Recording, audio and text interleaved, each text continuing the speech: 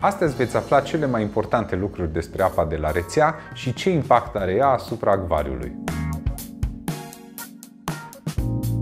Salut, dragi prieteni, și bine v-am regăsit! Numele meu este Claudiu Truță și ne aflăm la nevertebrate.ro.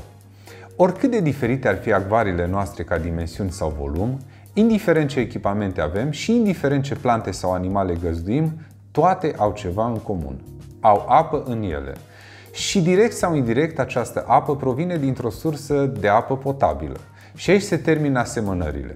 Apa este un compus al hidrogenului și oxigenului care are formula chimică H2O.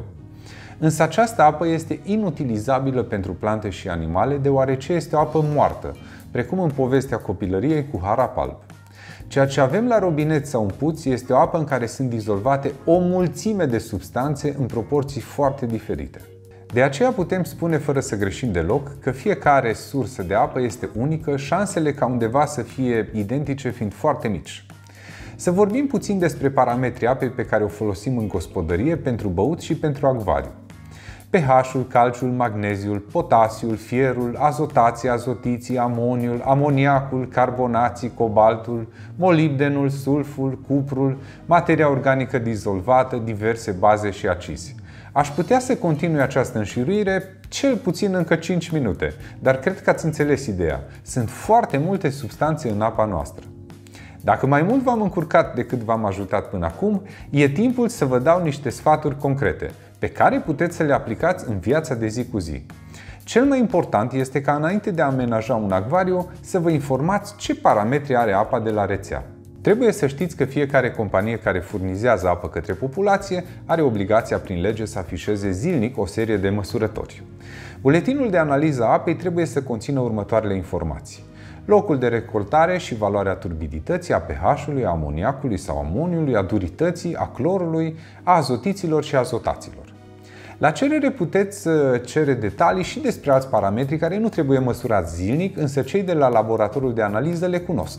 În general, parametrii apei nu se schimbă foarte mult, sursele de apă păstrându-și caracteristicile în timp.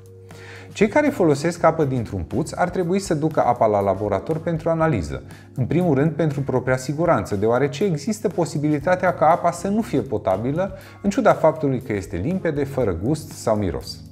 În funcție de parametrii apei puteți decide ce anume faceți în continuare. Aveți doar două opțiuni care funcționează pe termen lung. Fie alegeți plantele sau animalele în funcție de parametrii apei, fie modificați proprietățile apei în funcție de nevoile speciilor alese. Ar fi greșit să țineți ciclide de Tanganyika într-o apă acidă și cu duritate scăzută, la fel cum tot nepotrivit ar fi să încercați să creșteți tonine într-o apă alcalină și dură. Ați pierde doar timpul și banii, fără niciun rezultat. În cazul în care decideți să schimbați calitatea apei pe care urmează să o introduceți în acvariu, voi aminti câteva metode: filtrarea cu cărbune activ, filtre de sedimente, cartușe cu rășini sau instalație de osmoză inversă cu sau fără remineralizare. Există și soluții sau săruri care se dizolvă direct în apă pentru modificarea durității sau a pH-ului. Evident, mai există și altele, dar acestea mi s-au părut cele mai importante. În cazul în care decideți să alegeți speciile în funcție de calitatea apei, trebuie să știți că parametrii greșiți pot duce la moartea, îmbolnăvirea sau infertilitatea animalelor, iar în cazul plantelor la carențe sau toxicități. E important să cunoașteți proprietățile apei înainte de a alege o schemă de fertilizare sau un substrat. În cazul acvariilor marine, lucrurile sunt mult mai simple. Folosirea unei instalații de osmoză inversă permite obținerea unei ape potrivite, indiferent care sunt parametrii apei de la rețea. Sunt curios ce apă aveți voi la dispoziție, dacă îi modificați parametrii și cum faceți asta. Vă mulțumesc că ați fost alături de noi, nu uitați să vizionați și celelalte filme ale noastre, să vă abonați la canalul nostru și să distribuiți acest film. Pe data viitoare!